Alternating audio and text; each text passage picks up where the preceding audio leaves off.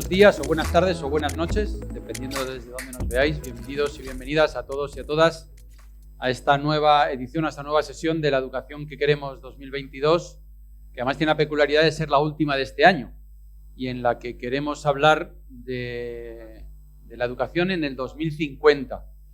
Porque, bueno, decía Séneca que a veces que no hay barco que lleve buen rumbo si no sabe hacia dónde va. Y nosotros siempre nos planteamos hablar de estrategia educativa y hablar de educación y hablar de planes de proyectos de centro y pensamos a 3 o 4 años y nos parece que ya está bien con esa perspectiva, pero nuestro objetivo hoy es pensar a 30 años vista. ¿Bien? Como sabéis, estos ciclos están impulsados o digamos, los dinamiza y los gestiona Fundación Botín y Fundación Edelvives, así que ya de inicio gracias a estas dos entidades por hacerlo posible. Y bueno, más allá de eso, me apetecía arrancar primero contándoos un poco, vamos a hablar de 2050, haciendo un poco de perspectiva o de perspectiva de pasado, ¿no? Como os decía, es la última sesión de este curso. Arrancamos con una forma un poquito especial de hacer las cosas, que fue pidiéndole a un grupo de jóvenes que nos echaran una mano para poder imaginar qué era lo que queríamos hacer este año y trabajar juntos para llegar hasta el término, hasta el día de hoy, ¿no? Hemos tenido la suerte de trabajar con un grupete de 15, 20 jóvenes que nos han ido acompañando a lo largo de todo el curso. Como os decía, empezamos diseñando algo que queríamos que partiera desde lo más interno del ser humano hasta lo más lejano. Empezamos hablando de la identidad, de la conformación de la identidad de nuestros jóvenes, luego de su vida en relación con otros, en relación consigo mismo, en relación con los que no conocen a través de las redes sociales, en relación con su contexto, y hablamos de sostenibilidad y de cómo los jóvenes afrontan esto. En todos los casos vimos cómo podíamos trabajar desde la educación todos estos aspectos y fuimos imaginando el futuro hasta que en la pasada sesión, hace un mesecito justo, y os invito a verlo en internet porque vale mucho la pena, estuvimos compartiendo con 3 o 4 jóvenes que ya han empezado a darle respuesta a los retos del futuro, ¿no? Gente excepcional que está haciendo cosas excepcionales y que nos hace sentirnos algunos de los adultos un poco pequeñitos. Y hasta aquí hemos llegado y hoy es el día de pensar un paso más allá y de darle vueltas a dónde estaremos en el 2050 o dónde nos gustaría estar en el 2050. Para eso pues estamos con Ricardo Lavarga, que es General Manager de Dell en España. Además de eso, abuelo en ciernes dentro de poquito, mediano jugador de pádel, de golf y de un montón de cosas más, ¿no? Te pasa como a mí, que practicas todo, pero entiendo que no, pero todo regular, ¿bien? Yo diría todo entre mal y regular nada más, así que no voy a competir contigo. Y está con nosotros también Ainara, que es directora de Educación y de Formación de Fundación Cotec, además de mamá de 3 niños, así de edades distintas, desde el adolescente más puro, genuino adolescente, hasta un casi bebito todavía. Y apasionada de la comida también, ¿no? Con el gusto por disfrutar de la comida. Y esto es como buena vasca. Y bueno, pues con ellos vamos a trabajar desde una perspectiva un poquito peculiar que viene llamándose ahora el diseño de futuros. Entonces, el diseño de futuros lo que pretende es trabajar de una manera más o menos ordenada para pensar no a 3, 4 años vista, sino a 25, 30 o 40 años. Entonces vamos a ir viajando por este modelo de una manera muy somera para intentar diseñar esos futuros posibles, esos futuros deseables que todos queremos desde el punto de vista educativo. Y voy a arrancar porque ya llevo mucho tiempo hablando y siempre les digo a mis alumnos y cuando doy formación a los profes siempre les digo, no habléis mucho rato que la gente se cansa y yo estoy aquí dando la lata. Así que voy a arrancar ya y vamos a empezar pensando en las grandes tendencias y en las grandes claves que creemos que van a marcar las pautas sociales, políticas o de relación a nivel macro, ¿vale? Ya no en el mundo educativo, luego aterrizaremos ahí, sino a nivel macro. ¿Bien? Pues vamos a intentar hacer intervenciones cortas y vamos charlando. ¿Quién quiere arrancar? Venga, pues hay nada. Dale. Venga, grandes claves. Bueno, pues la primera yo creo que la más evidente tiene que ver con dónde vivimos, que es el planeta, ¿no? Entonces hay una crisis climática que condiciona todo lo que hacemos, condiciona no solamente nuestras formas de vivir, nuestros sistemas productivos, nuestras formas de consumir, condiciona lo que los movimientos migratorios, es decir, impulsa ciertos movimientos migratorios Y evidentemente esto también tiene una repercusión en la escuela, o debería tenerla. Luego, si queréis, entramos más en profundidad en si está presente o no. Esto es como el 1, 2, 3. Vamos aquí. Sí, una respuesta a cada uno. Pero no os voy a dar ni 25 pesetas ni nada, que lo sepáis. Yo, por añadiría el imparable peso de la tecnología en lo que hacemos, ¿no? Toda nuestra vida y evidentemente el rápido desarrollo de los últimos años y el muchísimo más rápido desarrollo que nos espera para los próximos 50 años. Hablábamos antes off the record, se dice, ¿no? Sí. Lo que dicen las periodistas, ¿no? Hablábamos off the record, fuera de las cámaras, y decía, claro, estamos hablando de lo que va a pasar dentro de 28 años, de cómo estábamos hace 28, ¿no? Por hacer un poco de perspectiva. Y claro, hace 28 Internet prácticamente no sabíamos lo que era y nadie llevaba un móvil en el bolsillo, ¿no? Por tener un poco de perspectiva de cómo evolucionan las cosas a este nivel y a otros, ¿no? Venga, ¿algún apunte más? ¿De alguna otra cosa que os parezca que va a ser clave los próximos 15, 20 años? La energía. La energía. La energía no hay duda, también estamos. Yo creo que hablabas de sostenibilidad, hablabas de planeta, pues energía es indudable, ¿no? De fuentes de energía, ¿de dónde la vamos a sacar? La energía va a ser sostenible.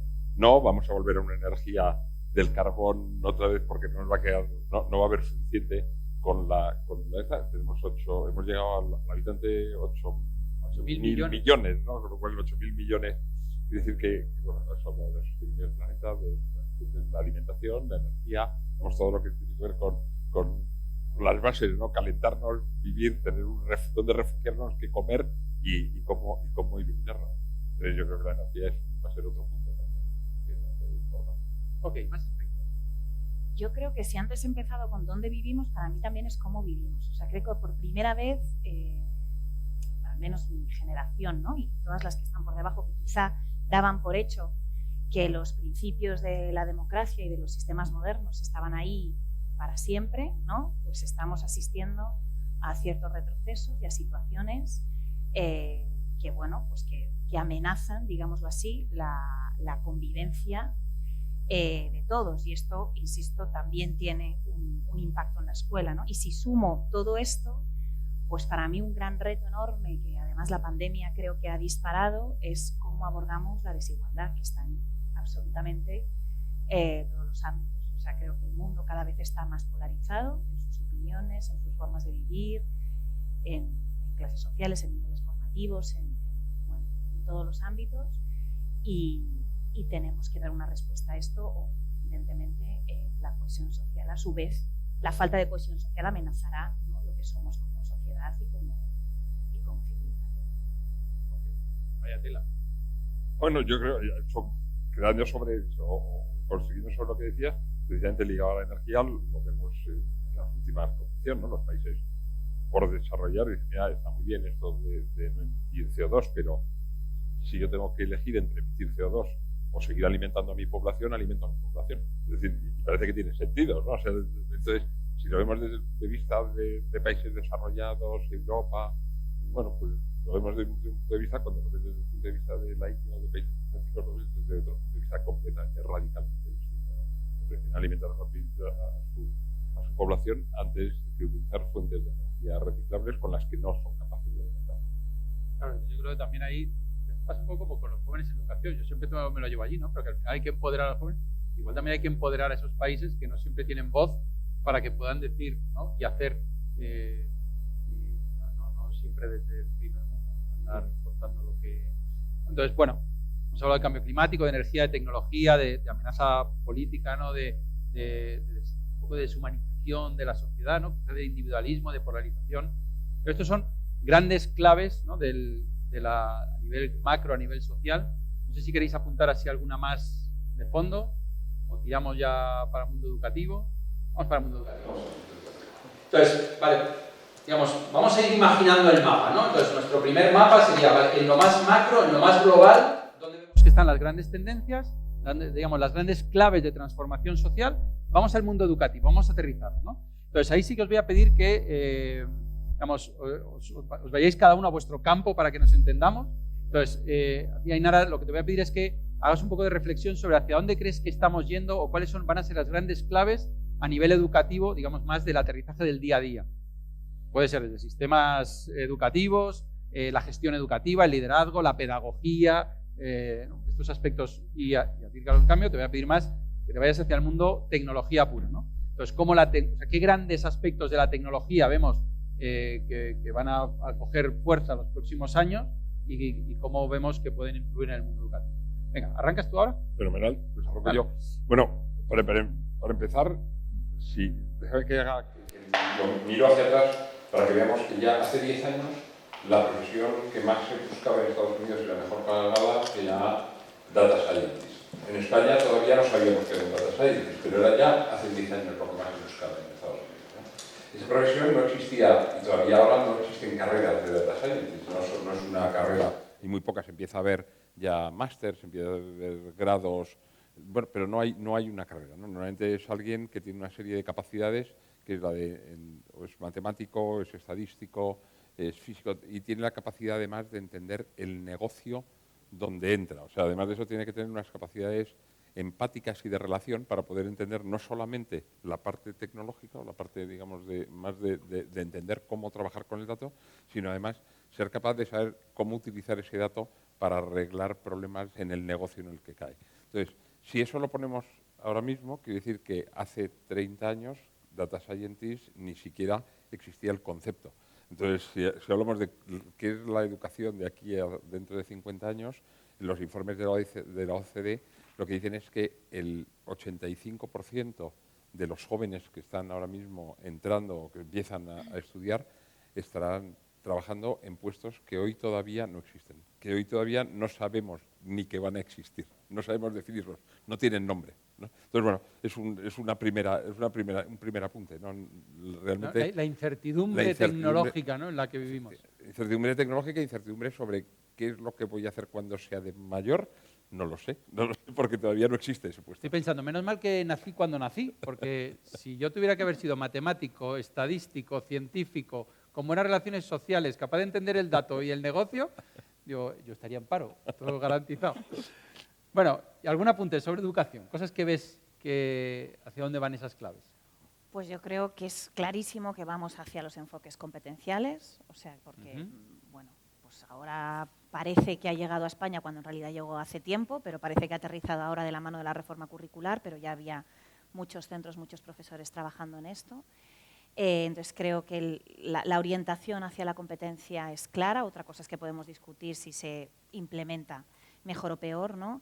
Esto lleva a una ruptura de tiempos, espacios, de las disciplinas, de las asignaturas, que también es común en cómo se construye el conocimiento, se distribuye, o sea, la tendencia hacia ir hacia los ámbitos y abandonar esta estructura de asignatura, que sé que cuesta mucho, especialmente en secundaria. Para mí otra gran tendencia que está todavía por desarrollar es la necesaria combinación de los tres ámbitos, la educación formal, la no formal y la informal. Esto la escuela no lo tiene resuelto, o sea, tiene que aprender a convivir con las otras esferas que no son solamente el sistema.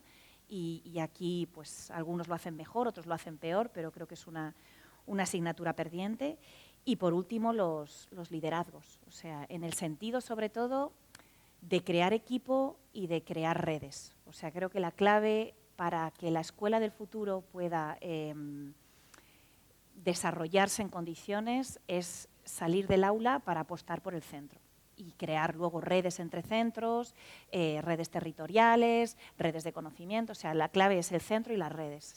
Abandonamos la individualidad del docente y en esto los equipos directivos tienen un rol clave. Ok.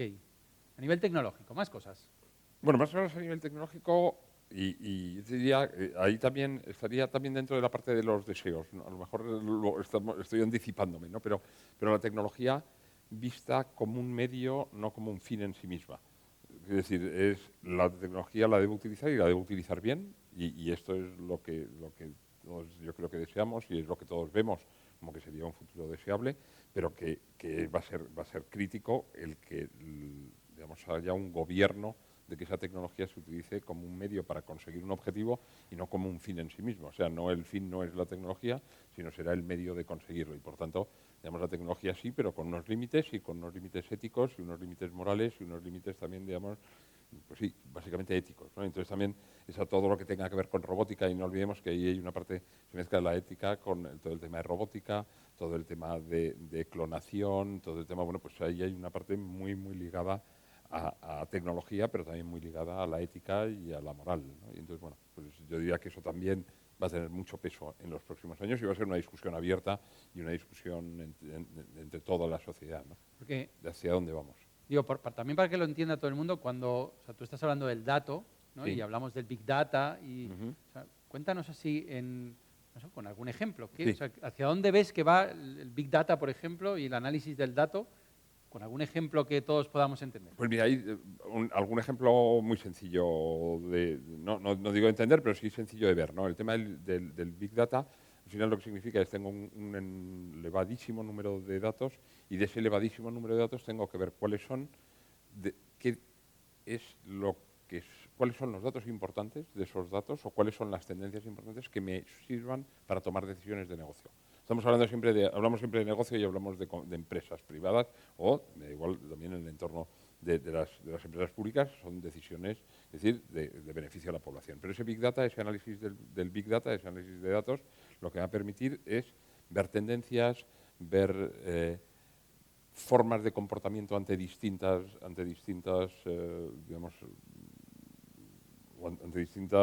situaciones, y cómo reaccionar de la mejor forma posible para acertar en el mayor número de casos. Vale. Llevado al extremo muy tonto ahora se habla muchísimo del edge. El edge es tener todo lo que es la toma de decisión muy cercano al punto donde se produce la información. ¿Por qué? Porque no nos daría tiempo a transmitirlo por 5G. Y me explico. El coche autopilotado.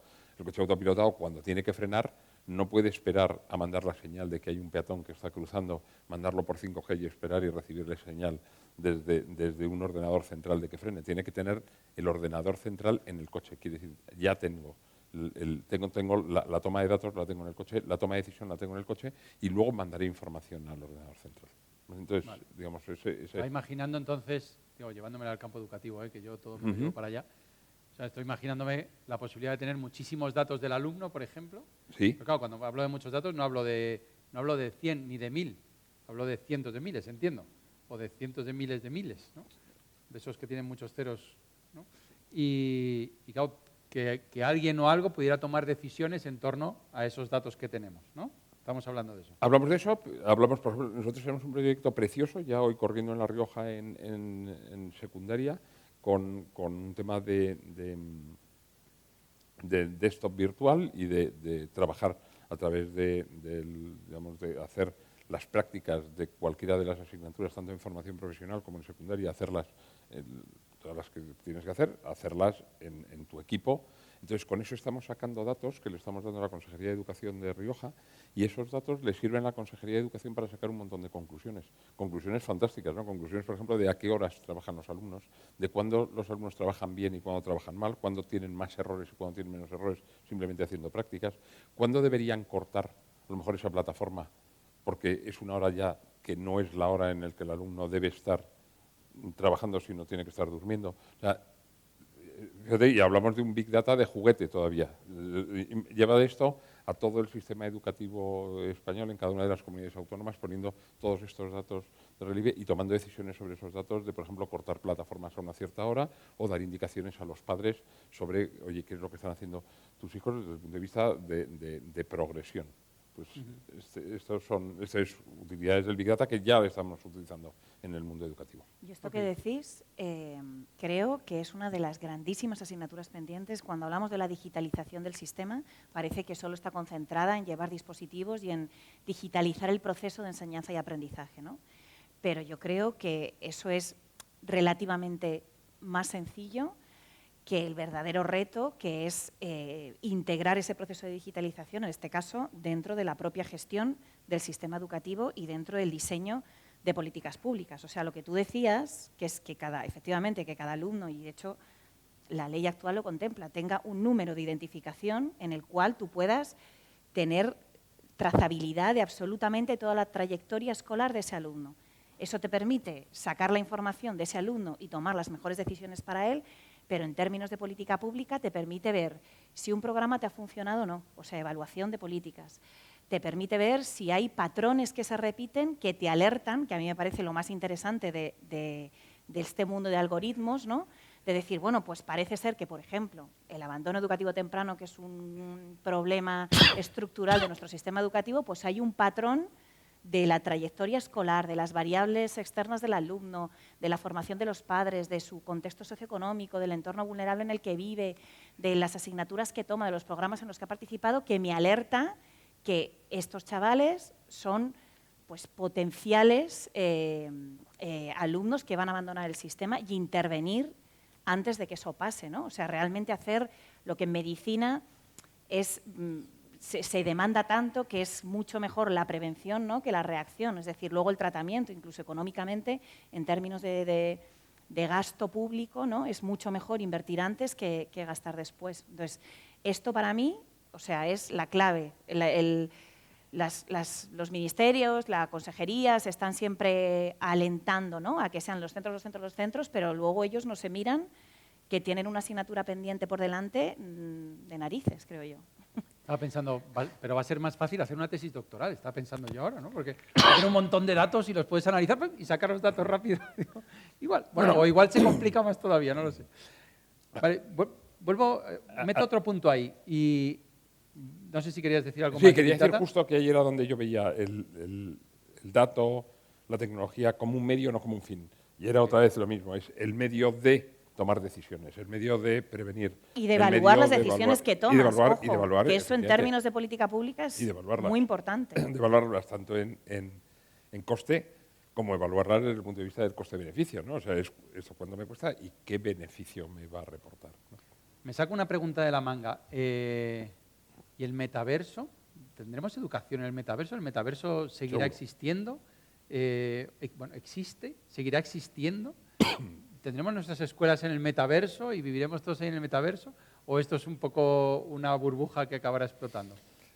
Yo creo que todavía no es una burbuja. O sea, bueno, ya en algunos casos ya ha explotado porque ya hemos visto pues, algunas reducciones significativas, ¿no? En el tema no está yendo tan rápido como pensaban que podía llegar a ser, ¿no? Pero desde luego, si lo tomamos como todo, igual que decía antes, si lo vemos como un medio es fantástico, como un fin es fatal.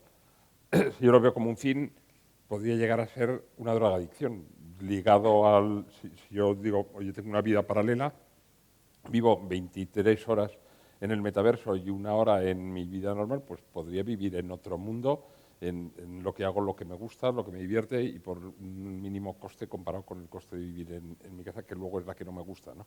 Y tener una mujer que sí me gusta, un marido que sí me gusta, o unos hijos que sí me gustan, unos que no me gustan, en un sitio y en otro, ¿no? Con lo cual, esto, entramos otra vez en una disquisición moral. Ahora, si yo veo el metaverso como la facilidad para hacer operaciones en remoto desde donde un doctor está enseñando a sus alumnos el cómo hacerlo y lo está haciendo a 10.000 kilómetros de distancia porque es la máxima, el mejor haciendo ese tipo de operación, pues claro, lo veo absolutamente brillante, ¿no? Y entonces, otra vez es como un medio, no como un fin.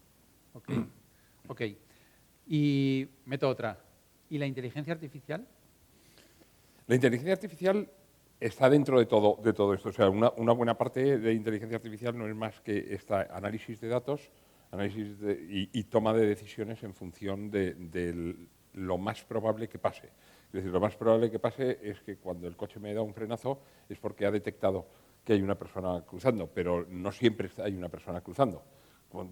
Y entonces, el análisis repetitivo de este tipo de información, al final lo que nos da es a toma de decisiones que al final, bueno, pues eso ligado junto con la robótica, pues nos permite, digamos, llegar a utilización de, pues efectivamente, de lo que llaman la inteligencia artificial, que en el fondo no es más que la toma de decisiones en función de un número de datos sin intervención humana. Hay una parte de intervención humana, una parte de enseñar a que esa inteligencia artificial empiece siendo no artificial, sino inteligencia natural metida, por eso siempre se habla de inteligencia artificial y sistemas expertos, porque tiene que haber un experto que empiece a entrenar a la inteligencia artificial para que al final eso empiece con un número muy elevado de casos ya sea capaz de tomar sus propias decisiones.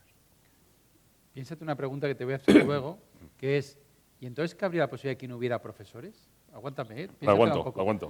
Pero te voy a hacer otra a ti sobre, ¿y hacia dónde crees que van, por un lado, los espacios educativos, los espacios físicos educativos, hacia dónde crees que van? ¿Y hacia dónde crees que van o cuáles sean las claves de las relaciones con las familias, ¿no? Que a veces tenemos en toda la gente que nos escucha y que nos está viendo muchos profes, muchos equipos directivos, pero también muchos papás y muchas mamás, ¿no? Entonces, ¿hacia dónde van los espacios educativos y cómo crees qué claves tendremos en los próximos 2 años, sino en los próximos 20, y la relación con las familias? De estos 2 temas, ¿qué dirías? Bueno, los espacios es un tema que yo, o sea, si ahora tuviera que elegir un tema tendencia, incluido también moda, ojo, no necesariamente bien orientado, es el de los espacios. Yo creo que es una de los grandes elementos de transformación que acometen muchos centros, también porque son fácilmente visibles, quiero decir, o sea, venden, para entendernos, ¿no? Lo cierto es que, claro, la clave es que sea un espacio sobre todo flexible, o sea, que el mundo paredes, aulas, se va y puedes generar grupos más grandes, trabajando por disciplinas, o sea, todo este cambio curricular, evidentemente, necesita también un nuevo espacio, que esto es una cosa que también tenemos que darnos cuenta, o sea, cuando estamos alimentando un enfoque competencial, esto también requiere otro tipo de escuela en cuanto a espacios. O sea, yo, por ejemplo, en la facultad, pues ahora, desgraciadamente, creo que tengo peores espacios como profesora de los que tuve como alumna. Entonces, cada vez que tengo que organizar una dinámica de grupo, es un horror, porque es que literalmente tengo los pupitres atornillados al suelo. O sea, es que no puedo ni generar grupos de trabajo donde, bueno, es que no, o sea, están incomodísimos dándose la vuelta en una silla rígida, ¿no? Entonces, la flexibilidad absoluta y el tener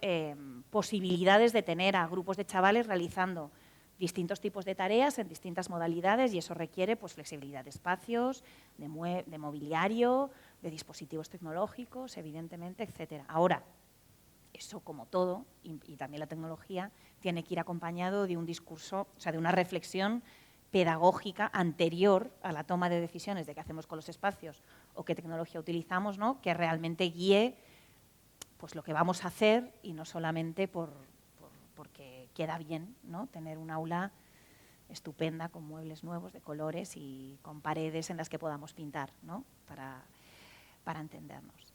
Y la otra pregunta era... Sobre las familias. Las familias.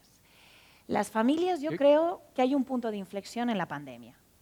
O sea, la pandemia abrió la puerta de entrada de las familias a las escuelas. Nunca creo que se había producido un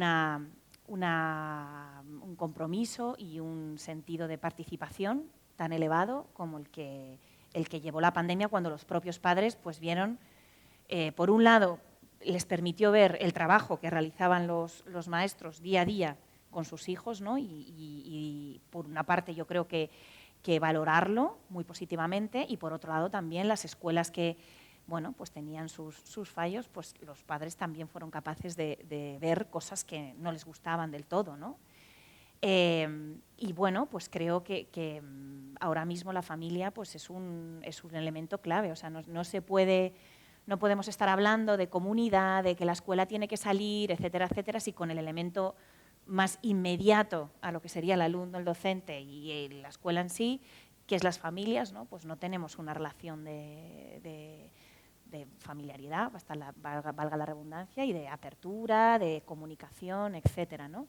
Entonces, quizás ahora la cuestión está en el equilibrio ¿no? Entre cómo podemos abrir la participación y también combinarlo con que también son padres que trabajan, que tienen horarios laborales complejos, o sea, un poco este rol, entre comillas, que muchas veces es muy discutido, ¿no? De si la escuela es una entidad que también tiene que contribuir a la conciliación o no, porque eso es un tema que depende del mundo empresarial, que la escuela no tiene que solucionar, ¿no? Entonces aquí ya se juntan, yo creo, otras esferas del debate que no son estrictamente la educativa, ¿no? Pero... No, es que al hilo de lo que estás diciendo, o de lo que estáis diciendo, me surge una reflexión de, claro, quizá necesitamos pararnos a pensar un poco realmente para qué educamos, ¿no? Porque ahora estás hablando tú de esto, o tú de la tecnología un medio y todo lo que podría pasar, ¿no? Entonces, bueno, al final, claro, ahora cuando hablas de la conciliación, cuando hablas de la familia, cuando hablas de los espacios, de los liderazgos, ¿no? Del modelo de sociedad en el fondo que queremos, ¿no? Pues igual que nos falta un pelín de pararnos a pensar realmente ese modelo de sociedad que queremos y hacia dónde vamos y luego actuar en consecuencia, ¿no? Pero bueno, para eso estamos aquí, para pensar hacia dónde vamos, ¿vale? Voy con tu pregunta. Bueno, con la que te iba a hacer. Con la que me vas a hacer. Con la que te iba a hacer, ¿no? Nos imaginamos, o sea, tú verías desde el mundo de la robótica, la inteligencia artificial, ¿verdad? De repente hay algo ahí que no es un profesor que puede dar clase. Seguro que sí. Seguro que sí puede dar clase. Me encanta la respuesta. No tengo ninguna duda de que puede dar clase, pero no puede sustituir al profesor. Ahora me gusta más todavía. No puede sustituir al profesor porque hay una parte, y yo creo que lo estabas definiendo justo en el final de tu alocución actual, ¿no? Nos tenemos que pensar en para qué. Entonces a mí me preguntan, oye, ¿tú para qué has educado a tus hijos? ¿Para qué has tenido a tus hijos? ¿Qué es lo que te gustaría que fueran tus hijos? Y yo digo, yo lo que me gustaría es que fueran felices.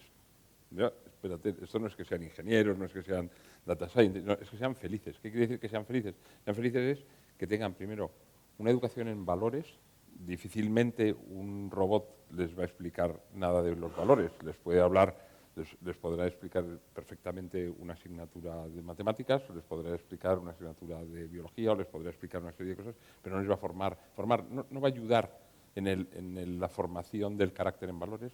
Difícilmente les va a ayudar o les va a formar en colaboración con los demás, en colaboración con la sociedad, con el resto de la sociedad. Difícilmente les va a ayudar en solidaridad. Es muy difícil que esta parte que consideramos, y por lo menos yo considero como algo absolutamente crítico en la sociedad que queremos, ¿no? En la sociedad del futuro que queremos de nuestros hijos y de nuestros nietos, y de los hijos de nuestros nietos, pero hablamos dentro de 50 años, que un robot sea capaz de hacer eso. No lo creo. Por eso digo, sí creo que puede ser otra vez un medio, pero no el fin en sí mismo. El medio de explicar sí, el medio de dar una materia sí, pero nos falta una parte de valores. Cada padre tiene que ser capaz de seguir eligiendo si quiere a sus hijos educarlos en unos valores de un tipo o de otro.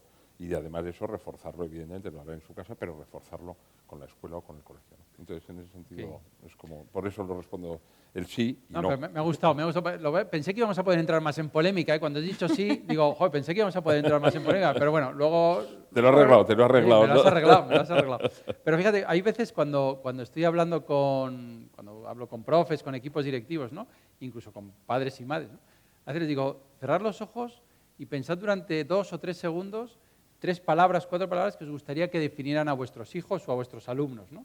Y en general, claro, nadie dice que sea un data science fantástico, ¿no? A nadie se le ocurre, ¿no? Si tú preguntas cómo quieres que sean tus hijos, cómo quieres que sean tus alumnos, normalmente pues te sale decir, pues quiero que sean autónomos, que sean felices, que sean responsables, que sean solidarios, que sean empáticos, ¿no? Entonces, pues digo, bueno, pues si eso es lo que quieres que sean tus alumnos, pues actúa en consecuencia. Esto así de fácil, ¿no? Pues dicen, luego, claro, esto no es tan fácil, hay que transformar un montón de cosas para que esto pase, ¿no? Eso que decía ahora Ainara, pues desde los espacios, el modelo de relaciones, los liderazgos, la gestión, hay un montón de cosas ahí que tenemos que ir cambiando poquito a poco, ¿no? Y que creo además que suponen un cambio cultural más que estético, ¿no? Y los cambios culturales siempre nos llevan más tiempo y más recursos que los cambios estéticos, ¿no? Pero bueno. Vale, cerremos aquí este capítulo ahora entonces. Hemos empezado con las grandes tendencias a nivel global, luego con las grandes claves de la educación y de la tecnología que nos vienen. Vamos a pensar entonces en los futuros, ¿vale? Entonces, os voy a pedir, por favor, que empecemos pensando en futuros probables, ¿vale? Pueden ser buenos o pueden ser malos, pero en futuros probables. Luego ya veremos cuál es el que más deseamos. Futuros probables. Entonces, me gustaría que hiciéramos que imagináramos esos futuros, pero de la manera más concreta posible, casi como si fuera una película, como si fuera una foto, ¿no? Entonces me imagino un futuro educativo en el que los espacios tal, o los profesores no sé, o los alumnos no sé, o las familias tal, o la tecnología tal, ¿de acuerdo? Entonces vamos a intentar pensar en futuros posibles. ¿Buenos o malos? Buenos o malos. Vamos a empezar con los malos. Vale. Venga, vamos a empezar con los malos. ¿Vale? Así luego terminamos bien, ¿no? Tengo una buena noticia y una mala noticia. ¿Qué quieres primero? Vamos a empezar con la mala. Vamos a empezar con la mala noticia, así ya terminamos con lo bueno, ¿no? Entonces, voy a pedir las malas, ¿vale? Entonces, si hiciéramos las cosas mal, si todo esto de lo que hemos estado hablando se fuera estropeando en vez de arreglando, ¿qué futuros no deseables tenéis en la cabeza a 2050?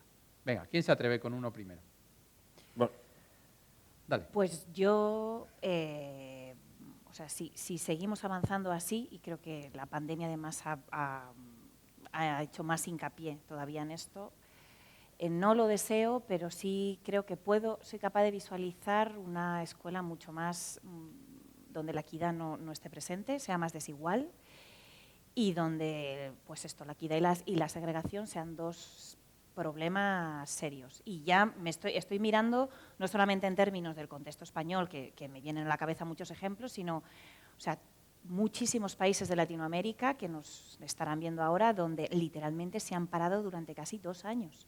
O sea, esto tiene un impacto necesario en estas generaciones y o hacemos algo al respecto o esto se va a traducir en ese 2050 en una población con unas serias dificultades, ¿no? y abocados a un tipo de vida pues, que ahonda todavía más en esta desigualdad, ¿no? Ok, o sea, digamos, una educación con inequidad, ¿no? Y con segregación, con exceso, con diferencias… Las diferencias cada vez mayores. Más extremas, sí. ok. Venga. Yo el peor que veo es el de la no educación. Digo, por ver uno muy malo es el de la no educación, ¿no? Efectivamente, oye, pues primero hay que comer, y como primero hay que comer, bueno, pues estamos buscando los garbanzos y la educación pasa a tener cada vez menor protagonismo, ¿no? Y además a los educadores cada vez les damos menos protagonismo y les damos más protagonismo a las máquinas. Entonces decía, y por tanto la parte de valores, y entonces en la parte de valores también entro en la parte evidentemente de la equidad o de la inequidad, y la parte de la solidaridad y la parte de la no homogeneidad desde el punto de vista de las oportunidades, ¿no? de la educación, pues evidentemente ese sería un futuro para mí no deseable. Voy a parar un segundito aquí porque nos han hecho una pregunta desde el chat y voy a echar un pelín la vista atrás, no 20 años, solo 5 minutitos, y nos preguntaban, bueno, ¿y dónde veis a futuro la escuela rural? Nos preguntaban. Esto, no sé si tenemos ahí así alguna cosa que decir, pero pues, ¿dónde vemos la escuela rural en el futuro? Yo diría que una de las grandes desigualdades a las que me refería antes no son solamente económicas, también son territoriales. Y evidentemente aquí la brecha rural-urbano pues es lo primero, ¿no? que surge. También tengo que decir que creo que la escuela rural, al menos aquí en España, ahora está viviendo un poco como su primavera. Quiero decir, precisamente el contexto en el que se desarrolla la escuela rural posibilita que sea ahora mismo una fuente de innovación educativa brutal. Y de hecho muchísimas veces miramos a escuelas rurales, a mí me vienen ahora mismo varias a la cabeza, que están desarrollando proyectos educativos que son asombrosos y que lo pueden hacer porque cuentan con unas condiciones, un número de alumnado, un profesorado determinado, ¿no? que pues se involucra, una relación con la comunidad, una creación de alianzas con el pueblo, o sea, todo esto que demandamos constantemente, ¿no? que son como los tics de qué tiene que hacer una escuela, pues la escuela rural, por ese tamaño que tiene y esas circunstancias, normalmente multinivel, etcétera, pues le posibilita hacer cantidad de cosas. Y ahora estamos un poco, como yo digo a veces, las misiones pedagógicas al revés. O sea, volvemos un poco a los pueblos para fijarnos en ellos como referencia, ¿no? de cómo la escuela urbana tiene que empezar a funcionar. Ok. Y fíjate, nos marcaban también desde el chat otra tendencia que se nos ha pasado un poquito antes, que era todo el tema, hemos tocado de soslayo, ¿no? de las competencias socioemocionales, el tema de la salud mental, que tú hablabas un poquito, ¿no? con todo el tema de la pandemia y toda esta necesidad de trabajar desde ahí y de que si no trabajamos esto, ojo que yo hablando con amigos, con familia, con gente del mundo educativo, les decíamos, ojo que ya no es solo los chavales que han tenido problemática porque llevan 2 años parados, es que tenemos un montón de bebés que han pasado, o de niños pequeños que han pasado 2 años sin ver la expresión de la cara de mucha gente por la calle, ¿no? Y esto tiene un impacto, ¿sabes? En el cuerpo, en las emociones, en la forma de entender el mundo, de relacionarse con… Muy grande, ¿eh? Aquí vamos a tener mucho tajo, ¿no? Bueno, seguimos con nuestros futuros no deseables, ¿eh? Ojo para los que nos estáis viendo, que no digáis, estos son unos…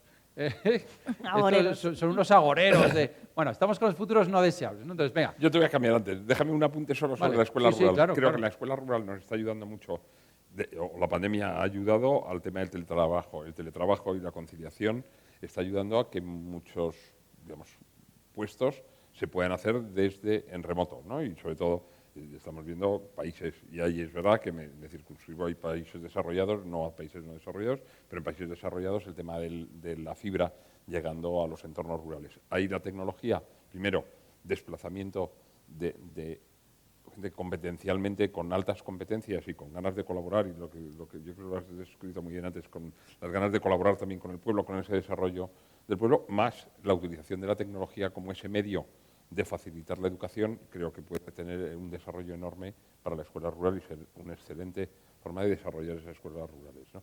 Aparte de que hay una parte que me encanta y que ahora te lo digo con el futuro no deseable, es si yo me ligo o si yo estoy simplemente ligado a la parte más tecnológica, quiere decir que no pisar el campo nunca.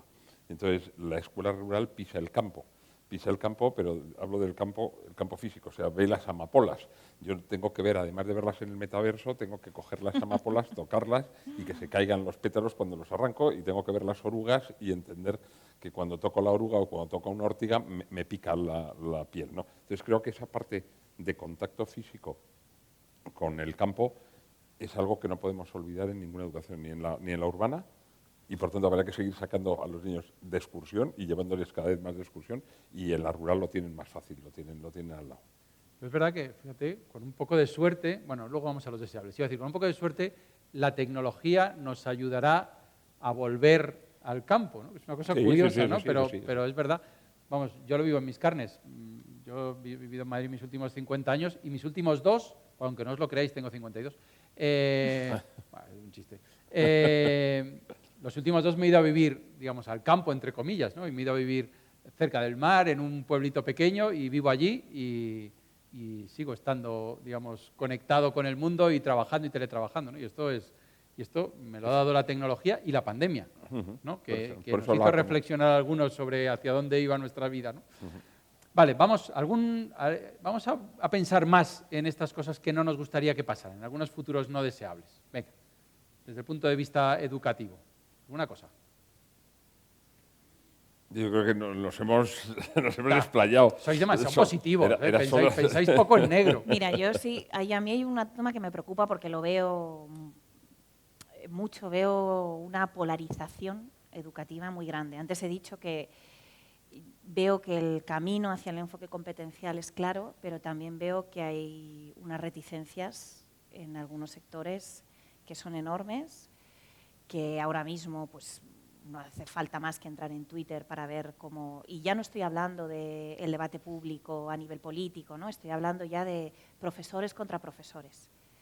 Y esto sí me preocupa, ¿no? El otro día leía un tuit de uno de los lados, ¿no? Que decía, estos son los nuevos contra los ilustrados.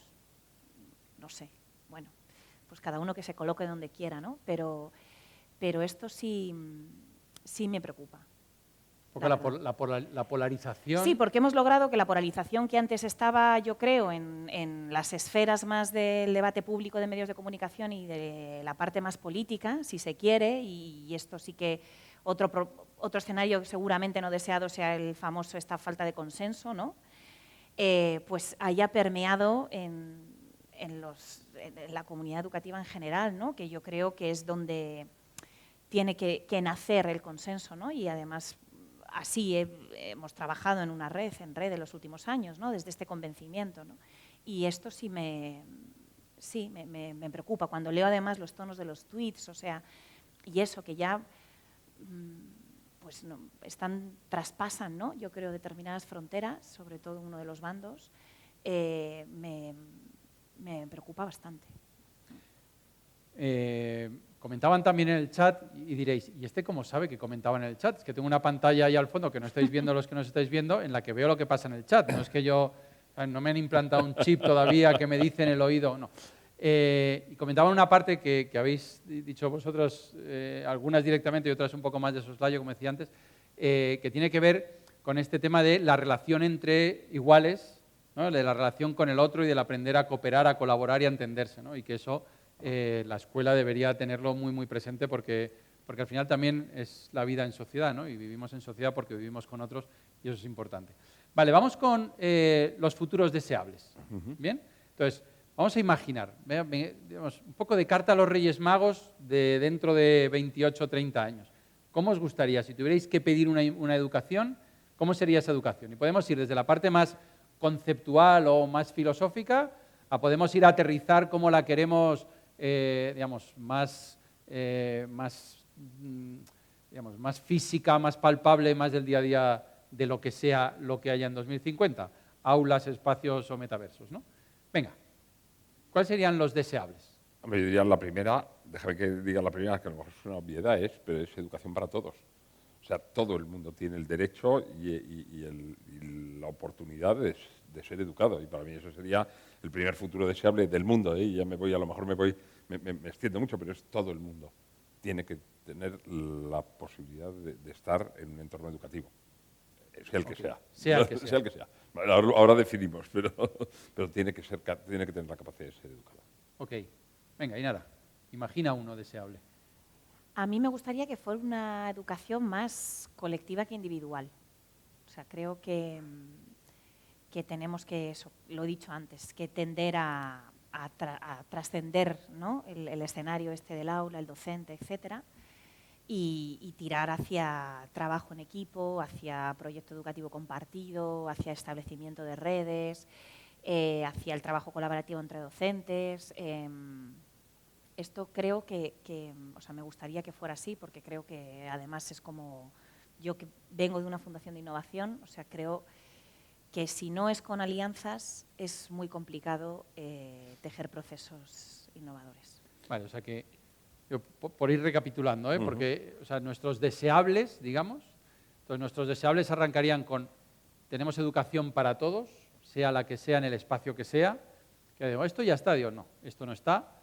Primero porque no está a nivel macro mundial, y luego por las diferencias que tú decías antes, ¿no? Igual a nivel micro incluso, pues hay desigualdades, hay diferencias de recursos, hay inequidades en el sistema. Entonces, bueno, yo creo que desearíamos, o el futuro deseable es un futuro de educación para todos y con equidad, ¿no? Diría, esta sería la primera. Y luego, en la que aprendemos en red, colaborando y en relación con otros, diría, de los otros, tanto los otros cercanos, ¿no?, el igual, como los otros, la comunidad, el entorno, el contexto, ¿no? Vale, digo porque me parecía que estaba quedando tan bonito que quería recapitularlo. Y déjame que lo una esto con la parte del trabajo. Al final, cuando nosotros nos vamos al mundo de la empresa, en el mundo de la empresa lo que necesitamos son profesionales que sean capaces de hacer esto, de trabajar en equipo, de colaborar con otras empresas, de buscar alianzas, de innovar, de inventar, de crear cosas, de ponerlas en marcha. O sea, quiere decir que al final esto no es más que una réplica de lo que vamos a pedir desde el lado de la empresa. Con lo cual, estás educando, preparando para los futuros trabajadores, con lo cual estás preparándoles para ese trabajo. Y ahí es donde me gustaría, y ya si meto otra parte valorable, es que eso no nos quite el seguir educando o el seguir condicionando, seguir metiendo la parte de valores, y de valores no solamente de guía, sino de valores de colaboración con otros entornos sociales fuera, digamos, del colectivo cercano, del colectivo educativo, ¿no? Mientras le doy la palabra a Ainara para que piense en otros aspectos deseables, ¿no?, de la educación 2050, te voy a pedir que pienses desde el punto de vista tecnológico, ¿vale? Todo esto que hemos hablado, Big Data, inteligencia artificial, realidad virtual, metaverso, ¿no? Si tuvieras que pensar en un deseable, tanto a nivel global como cosas muy concretas, ¿qué dirías, no? Pero antes te doy la palabra, más deseables que encuentras. Pues a mí, fíjate, me gustaría que por un momento paráramos, y ahora antes de que tú cuentes la parte tecnológica, porque creo que el proceso de aceleración de digitalización de la educación que hemos sufrido derivado de la pandemia y del confinamiento, quizás hace que hayamos tomado una serie de decisiones, yo digo muchas veces con luces cortas, pero no con luces largas. Hemos tomado decisiones urgentes que quizás no eran las mejores si hacemos una mirada un poco más estratégica de medio-largo plazo, y me preocupa porque me preocupa que estemos construyendo un entorno de digitalización en la escuela que creo que es seguro, o sea, no existe posibilidad de que no haya tecnología en la escuela. De hecho, lo único que estoy segura que en el futuro va a haber en la escuela es diversidad y tecnología. Son las únicas dos cosas que estoy convencida que van a caracterizar la escuela del futuro, ¿no? Pero claro, la tecnología me gustaría que paráramos un poco y pudiéramos analizar desde la pedagogía cómo queremos que sea ese proceso de digitalización, ¿no? Porque creo que se están tomando algunas decisiones más centradas seguramente en provisiones de equipamiento, pues por ejemplo, hablabais antes del metaverso, pues yo he asistido a algunas jornadas, he experimentado incluso esto de un colegio en metaverso, y mi pregunta es, ¿esto qué aporta? O sea, desde lo que mi cerebro da a entender lo que es el metaverso, ¿eh? Pero lo que yo he visto, me pregunto, pues bien, esto, claro, yo asisto a esto, me ponen unas gafas, me parece la pera, pero educativamente hablando, ¿qué es nuevo en términos de aprendizaje, ¿no? Más allá de la motivación que te implica, sí, pero no termino de ver no sé, ya la integración curricular, la integración del desarrollo de otras competencias, me cuesta, pero a lo mejor es porque mi cabeza no termina de entenderlo bien, no lo sé, ¿no? O porque, como tú dices, está todavía, es incipiente y entonces no se visualiza bien, ¿no? las implicaciones. Pero esto sí me gustaría. Igual que me gustaría, y tiene también relación con esta toma de decisiones, que lo que se llama la evidencia, que también sé que es algo que no corre muy buena fama en educación, tuviera más peso en la toma de decisiones, en las escuelas y en las políticas públicas. O sea, creo que en educación se siguen tomando muchas decisiones por inercia, por tradición, porque es lo que siempre hemos vivido, porque siempre pensamos que nosotros somos diferentes, que nuestro país es diferente, que nuestros alumnos son diferentes, que nuestro centro es diferente, y no en base a, bueno, pues a evidencia científica que está ahí, ¿no? Y que cuesta mucho que entre. Tecnología. Pues justo ahí, en la evidencia. La evidencia es cada alumno puede tener su camino curricular o su camino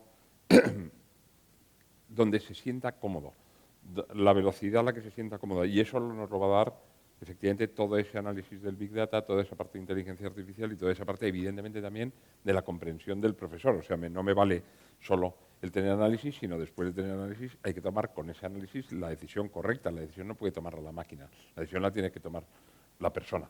Y la persona tiene que ser aquel profesor que decida que este alumno está mejor dotado para esto y por tanto vamos a cubrir unos mínimos aquí, pero vamos a desarrollar esto que le gusta y además ser capaces de ser ilusionante.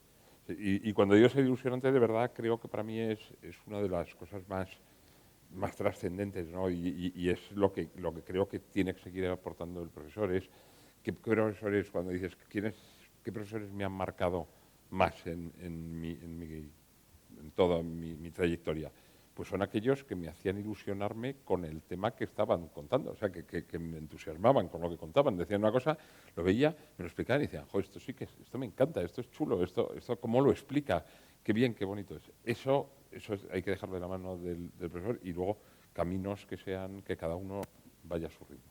Me gusta porque lo que veo, por concluir, es que los futuros deseables es pensar qué es lo que funcionaba, ¿no? Y llevárnoslo al futuro en el contexto del futuro. Esto es todo un tema, ¿no? Pero, bueno, cerramos aquí esta parte y vamos con la última, que ya nos quedan unos minutitos para terminar. Entonces, la última que queríamos es, bueno, si este es el futuro deseable, si estos son nuestros futuros deseables, porque futuros deseables hay muchos, ¿qué tenemos que hacer hoy para que esos futuros sean presentes dentro de 2050, ¿no? Que podamos ver esta grabación dentro de 28, 30 años y digamos, ¡jo, qué bien nos ha ido!, ¿no? Qué contentos estamos de que esto haya ido exactamente como deseábamos que fuera. Entonces, para eso, claro, quienes tienen que tomar decisiones, aparte de nosotros, que no sé dónde andaremos en 2050, desde luego son nuestros jóvenes que estarán pues, liderando la sociedad y liderando nuestros futuros, ¿no? Entonces, por eso le hemos pedido a algunos de nuestros jóvenes, algunos con los que hemos estado trabajando a lo largo del curso y otros, que nos dijeran cuáles eran esos compromisos que ellos pensaban que podían adquirir para ayudarnos a llegar a estos futuros deseables. Vamos a ver qué nos han dicho. Hola, ¿qué tal? Soy Jaime Pérez y soy joven y soy docente. Así que como joven pienso que parte de mi compromiso con un buen futuro a nivel de educación es hacer un pequeño parón, ahora que mi experiencia académica, tanto en el colegio, instituto y universidad, no está tan lejana, hacer este pequeño parón y pensar qué es aquello que aprendí, que hicieron mis profesores y profesoras, para que yo hoy en día sea quien soy y pueda hacer lo que tengo que hacer. Y como docente pienso que mi reflexión debería tener muy en cuenta esta transformación de la que constantemente se está hablando, ¿no? A nivel de educación, a nivel de sociedad, a nivel de vida en general. Y pensar cuáles son aquellos valores que no pasan de moda, que no caducan, que se mantienen fijos en el tiempo. Hablemos de la época que hablemos. Valores como la honestidad, la generosidad, el compañerismo, la sensibilidad. Creo que debemos hacer un pequeño parón sobre estos conceptos e intentar educar en esos valores, ¿no? Para garantizar que, aunque el futuro sea muy incierto y esté muy transformado, nadie sabe, que por lo menos haya una roca sólida, unas buenas bases, una cimentación a la que poder aferrarse cuando nuestros alumnos y alumnas lo necesiten. Gracias. Ante la pregunta que habéis propuesto, yo creo que la principal forma que tenemos para asegurarnos de que la educación no viaje hacia futuros indeseables es el promover la inversión en ella. Es decir, los jóvenes tenemos que apoyar o crear iniciativas que estén encaminadas a consolidar una educación universal y de calidad para, antes de poder hacernos la pregunta de cómo debe acompañar la educación a los niños y a las niñas, asegurarnos de que efectivamente acompañe a todos ellos, porque si no creo que estaríamos ante una futura sociedad en la que no existiría ningún tipo de justicia social. Hola, soy Alba Sotillo, graduada en Traducción e Interpretación y actualmente soy docente de FP Básica. Y bueno, creo que algunos de los compromisos que debemos tener los jóvenes para que la educación llegue a ser el futuro que queremos sería poder llegar a entender que nuestros alumnos y nuestras alumnas son personas con experiencias académicas y de vida diferentes y que por lo tanto es importante crear un vínculo con ellos que sea significativo para que sientan que el aula es un espacio seguro para poder desarrollarse como persona y también como alumno. Y bueno, además, al estar en mis primeros años de docencia, intento aprender todo lo que puedo de mis compañeros y al final es algo que me beneficia y que deberíamos hacer todos los docentes para aprender unos de otros, ya sea teniendo las horas abiertas o favoreciendo las observaciones entre docentes, pues para así poder aprender buenas prácticas los unos de los otros y generar un buen clima de convivencia en el centro. Hola, soy Marta y soy estudiante de educación primaria. Pues yo creo que el compromiso que debemos tomar ahora mismo como jóvenes son dos principalmente, al menos para mí. El primero es la exigencia, porque creo que actualmente no hay ninguna exigencia, o sea, ni a nosotros mismos, ni a lo que aprendemos, ni a nada, ¿no? Entonces, cuanto menos hagamos, mejor. Cuanto menos se requiera de nosotros, mejor. Y me parece que es una pérdida muy grande el no tener las ganas de aprender. Y después, la otra cosa es dejarnos acompañar. Creo que cada vez vivimos más en una sociedad muy individualista y no nos dejamos acompañar, tanto por el profesor o el adulto como por los compañeros o amigos, ¿no? O incluso familia, gente de fuera. Entonces creo que es muy importante dejarse acompañar y aprender de ellos, o sea, como unos de los otros. Entonces creo que estas son las dos cosas, el acompañamiento y la exigencia. Bueno, habéis visto, la verdad es que no lo teníamos preparado, pero hemos hablado de valores, hemos hablado de exigencia, hemos hablado de la necesidad de educación para todos y nuestros jóvenes después también nos dicen esto, ¿no? Estos son los jóvenes que hemos tenido en vídeo, pero tenemos la suerte de tener hoy aquí con nosotros a Belén, que es una de las jóvenes que nos han ido acompañando a lo largo de todo este curso y trabajando R que R ahí de manera constante para preparar todas las dinámicas y todas las sesiones que hemos estado teniendo desde enero de este año, iba a decir el año pasado, enero de este año, y le hemos pedido que se uniera a la sesión y que nos contara cuáles son esos compromisos que como jóvenes cree que tienen que asumir o que ella, como Belén, está dispuesta a tomar, ¿no? Así que, Belén, la palabra es tuya. Bueno, muchas gracias. Primero me presento, soy Belén y estudio medicina, ahora estoy en tercero. Y bueno, yo creo que el fundamental compromiso que debemos asumir es con nuestra vocación, o por decirlo de otra manera, pues con aquello con lo que nos sentimos llamados, ¿no? Porque O sea, al final, hoy en día, como habéis expuesto al principio de la conferencia, nos enfrentamos a un montón de desafíos, desde el cambio climático, a los límites de la tecnología, a las desigualdades que persisten ahí como una lacra social, ¿no? Y también me parece importante reconocer lo bueno que heredamos y desarrollar también esa capacidad de saber que no todo es malo y saber ver esas luces de las que podemos partir para construir un futuro que sea un poco mejor.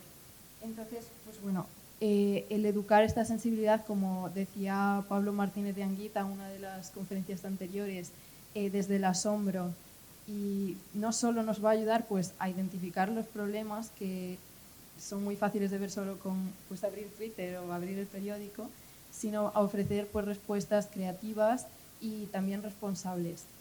Entonces, pues yo creo que esto, desde la vocación, pues se podría configurar una red pues, heterogénea en la que cada uno pueda ponerse al servicio de la sociedad, no de cualquier modo, sino desde aquello de lo que cada persona individualmente se siente llamado y de aquello que le hace vibrar, ¿no? Que lo emociona, como se mencionaba también antes. Y bueno, ya por terminar y ligándolo un poco con lo que decía Juan, de que esto no quede un cambio estético, pues que no sea algo que se habla en una sesión dedicada a una cosa, sino para que sea algo que perdure, yo creo que debe ser integral y que seamos capaces pues, de incorporarlo en nuestras decisiones y de incorporarlo en nuestras acciones, pues tanto a la hora de formarnos como a la hora de relacionarnos con los demás y con el mundo.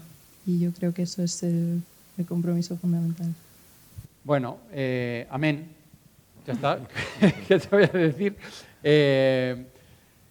Mira, y esto me sirve bueno, primero para ir cerrando cosas, ¿no? Para daros las gracias a los tres, a Ainara, a Ricardo, muchísimas gracias. Belén, a ti gracias súper especiales por hoy y por todo el trabajo que tú y todo el equipo habéis desarrollado durante el año, que ha sido fantástico. Daré las gracias también a la gente y a todos los que habéis estado en el chat, que ha sido como un poco locura y me iban pasando, ido intentando meter cosas, pero se ha hablado en el chat de la escuela pública o privada y cómo evolucionará esto, de hacia dónde va la educación infantil. Hemos hablado, bueno, o se hablaba ahí también, ¿no? de la educación del cuerpo, además de la educación de la mente, ¿no? y de hacia dónde va todas estas tendencias. Bueno, estas nos las guardamos como Fundación El Vives y como Fundación Botín para tenerlas ahí y pensar en la educación que queremos para los próximos cursos. Pero, bueno, ya cerrando, me apetecía hacer un poco de conclusiones del año, ¿no?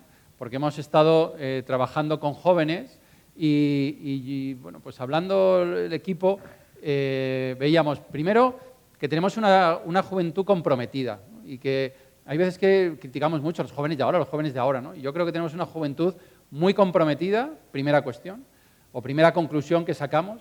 Para mí la segunda gran conclusión es que hay mucho talento y de verdad que yo a lo largo de este año que he estado mucho en contacto con ellos me he sentido muy pequeño muchísimas veces y esto es algo que me encanta, ¿no? Sentirme pequeño al lado de jóvenes que tienen mucho futuro y mucho que aportar, pero muchísimas cosas ya en el presente. Y luego la necesidad de trabajar más desde esta perspectiva, ¿no? De empoderar a los jóvenes porque tienen mucho que decir y muchas cosas inteligentes que contar y que hacer, ¿no? Entonces, me quedo con estas conclusiones, con el agradecimiento a Fundación Botín y a Fundación Edelvives por hacer todo esto posible año tras año. Gracias a los ponentes y la ponente de hoy, o las ponentes y el ponente de hoy. Muchísimas gracias a Ainara, muchísimas gracias a Ricardo, muchísimas gracias Belén, muchísimas gracias a todos los que habéis estado ahí. Despedimos ya, el año que viene seguiremos, nos vemos prontito, así que no os vayáis muy lejos y os esperamos dentro de unos meses ya en la educación que queremos 2023. Un abrazo y gracias a todos y a todas por estar ahí.